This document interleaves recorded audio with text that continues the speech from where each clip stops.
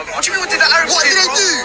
We already had everything. What did they do? Did you have Islam before they came? Akhi, Islam Did from... you? Wait. Did you have Islam? You see the problem with that? have Islam is not from the Arabs, it's from Allah. It's not from them. Okay.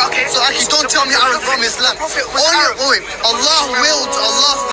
Assalamu alaikum wa rahmatullahi wa barakatuh. I agree 100% with this brother right here, the Somali brother. Wallahi al-Azim, may Allah honor him. And this ignorant Arab guy, he's really ignorant. And check this out. You are a Muslim.